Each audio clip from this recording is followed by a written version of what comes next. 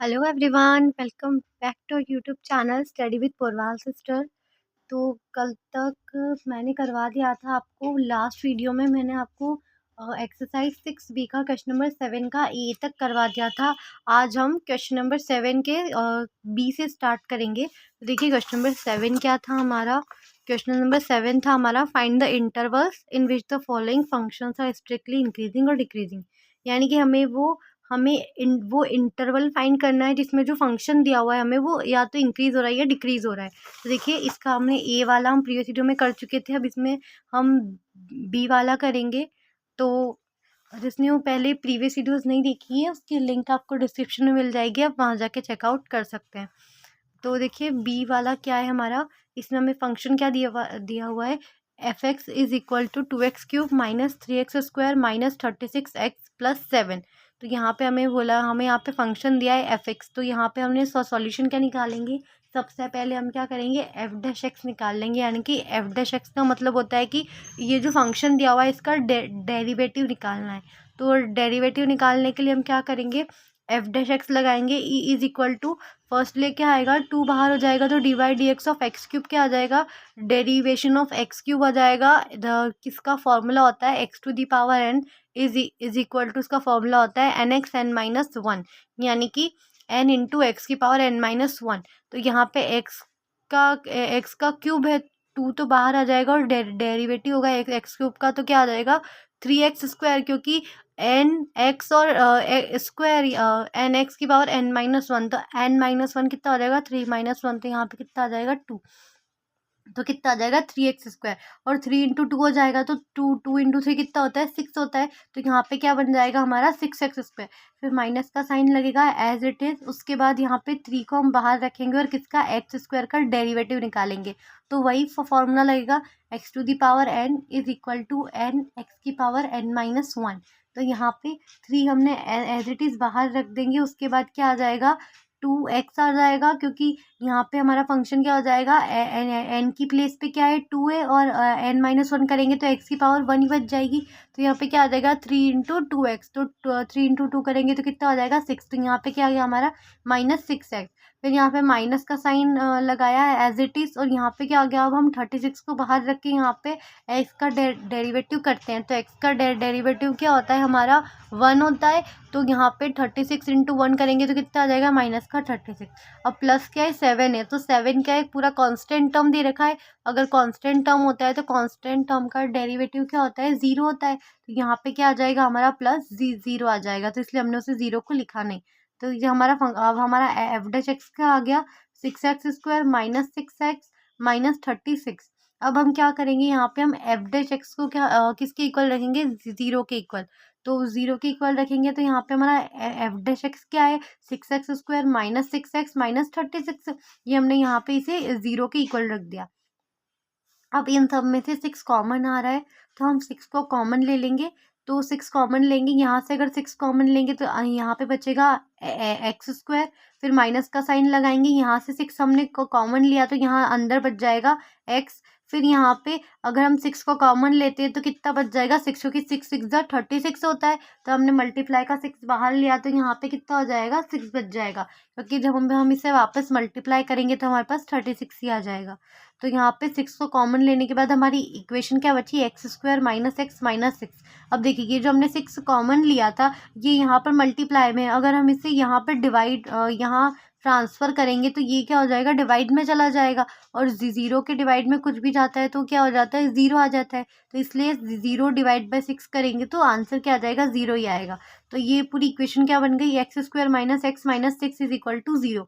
अब देखो देखिए यहाँ पे हम माइनस एक्स को हम -3x प्लस 2x भी लिख सकते हैं, क्योंकि यहाँ पे हमें एक ऐसा फंक्शन चाहिए होता है जो कि प्लस माइनस करने पे माइनस एक्स बचे, और जब हम उसका इंटू करें तो इन दोनों का इंटू आई यानी कि मल्टीप्लाई। तो यहाँ पे क्या आ जाएगा 6x², उसका माइनस का 6x² उसका मल्टीप्लाई आए। तो हमें ऐसा फंक्शन चाहिए जो कि क्या है माइनस का 3x प्लस 2x।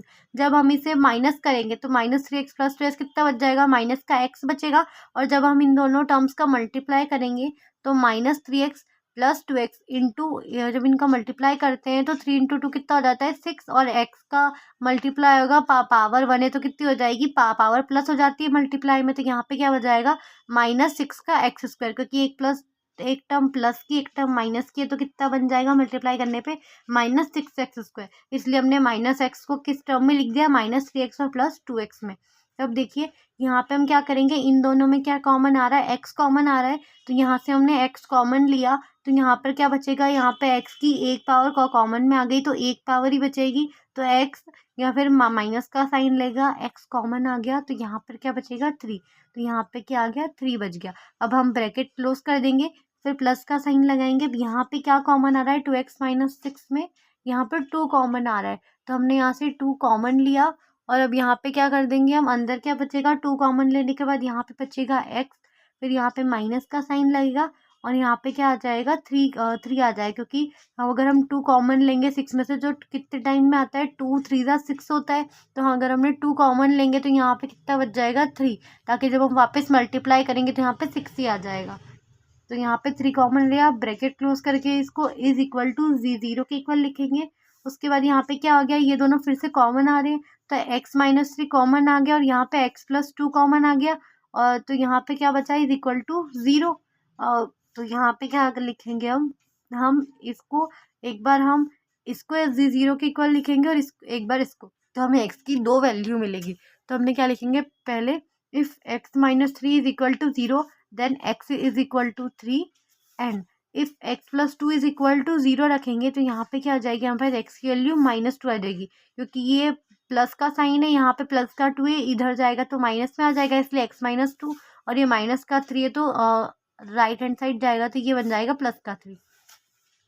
अब देखिए हमें क्या बोला था कि हमें इंटरवल फाइंड करना है जिसमें ये जो फंक्शन है ये या तो ये इंक्रीज हो रहा है या डिक्रीज हो रहा है। तो देखिए हमारे इंटरवल क्या बनेंगे, तो हमारे यहाँ पे वैल्यू क्या आई, एक आई x की वैल्यू -2 और एक आई +3।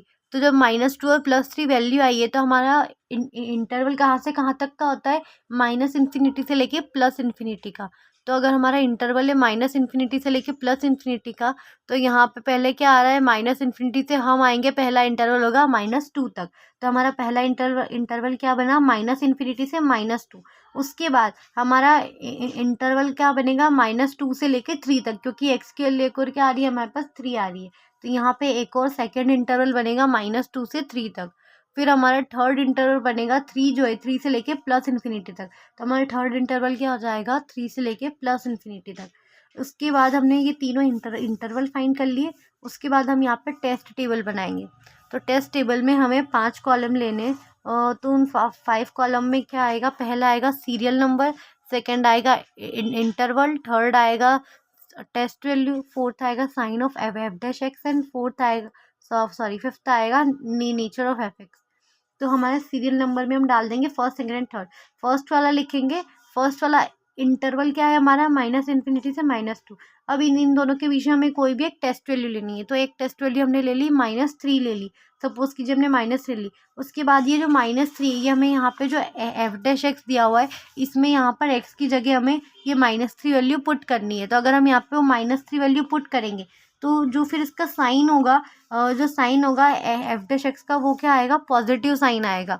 कैसा साइन आएगा, पॉजिटिव साइन आएगा। और अगर f'(x) का साइन पॉजिटिव होता है, यानी तो हम मान के चलेंगे कि f(x) का नेचर क्या होगा, इंक्रीज हो रहा होगा, इंक्रीजिंग नेचर होगा। अगर f'(x) का पर वैल्यू पुट करने पर अगर साइन पॉजिटिव आता है तो वो इंक्रीज हो रहा होता है, अगर नेगेटिव साइन आता है तो वो डिक्रीज होता है।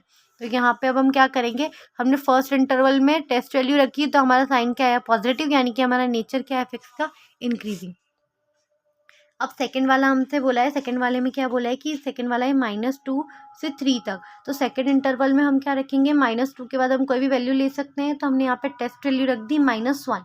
अगर हम टेस्ट वैल्यू -1 रखते हैं तो हमें ये -1 किस में रखनी है, f'(x) में। हमारी f'(x) की वैल्यू क्या है, 6x² -6x -36। तो हमें -1 क्या रखना है, 6 इंटू -1 का स्क्वायर -6 इंटू -1 -36।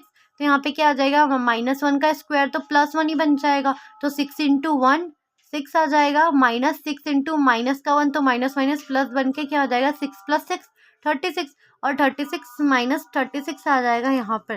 तो यहाँ पर क्या हो जाएगा साइन जो होगा एफ डैश एक्स का वो क्या बन जाएगा नेगेटिव साइन बन जाएगा। और जब भी साइन नेगेटिव होता है तो वहाँ पर क्या हो जाता है नेगेटिव साइन में नेचर जो होता है एफ एक्स का वो डिक्रीज हो रहा होता है। तो यहाँ पे क्या हो जाएगा नेचर क्या बन जाएगा एफ एक्स का डिक्रीजिंग। ओके, उसके बाद थर्ड इंटरवल क्या बोला है हमारा 3 से लेके इन्फिनिटी तक। हमारा थर्ड इंटरवल क्या है 3 से लेके इन्फिनिटी तक है और टेस्ट वैल्यू क्या है हमारी 4 है। हमने यहाँ पे टेस्ट वैल्यू क्या रखी 4 रखी। उसके बाद हमारा साइन क्या है sign of F dash X है पॉजिटिव। अगर जब हम इस 4 को जो हमने टेस्ट वैल्यू ली है 4 इसको जब हम एफ डैश एक्स में रखेंगे तो हमारी जो वैल्यू इसका जो साइन आएगा इसको सॉल्व करने पे वो क्या आएगा पॉजिटिव साइन आएगा।